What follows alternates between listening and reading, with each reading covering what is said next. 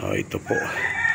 Ito na yung ating mga super worm na iniwan nung nakaraang linggo. Ayan. Bagong transfer ko po yan. Kasi yung mga anak nila, di ko na bilang yung araw. Isang buwan na pala mahigit. Dapat ito 1 month. Itatransfer mo na siya. Ito na ho siya yung mga tinirahan niya. Ayan, malalaki no. Ibig sabihin, mahigit na sa 1 buwan. Ayan. Buti hindi nila nakain. Dahil marami kasi tayong pagkain na nilalagay. Yung mga patolang hindi na pwede ibenta. Ayan. At pag-iisahin ko na lang to. Kasi ito marami na din. Oh. Maliliit siya. Pero ay mas madami pala to. Oh. Okay. Dito ko na lang to itatransfer. Kabilaan. Dito ay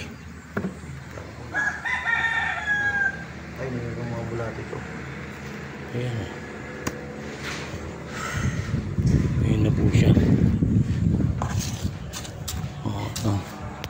Habang tayo napapahinga, dito muna tayo sa mainit. Nakapagdilig na tayo ng ating mga laman.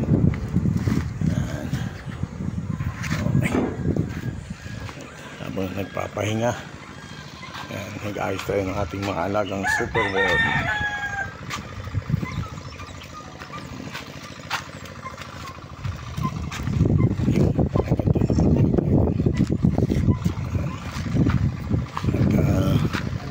Ito gagawin ko itong maliit na tirahan ng bandaron. Yan yung aking mga taniman. Pero ang petsa at saka mustasa madali yung magtanim kahit sa tubo. Yan.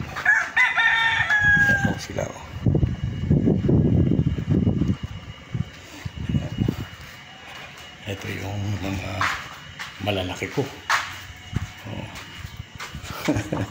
Ito yung manok ni Sir Nasser. Nangingitlog dito. Lalabas yan, sisiw na lang. Yan. Minsan naman pag di nila naalagaan, natsempuhan ng aso, inakyat ko kaya inalagay kong harang, kinakain na yung itlog. Ayan. Lalaki na Uy, kailangan na pala nito ng panibagong tirahan. Kasi pino na, wala na silang makain din Ayun kailangan na kailangan ng magano tayo. Yan po kalalaki na pwede naman gawing uling sila, yung gagawin ko uli silang nanay sila ng yan. At transfer natin to.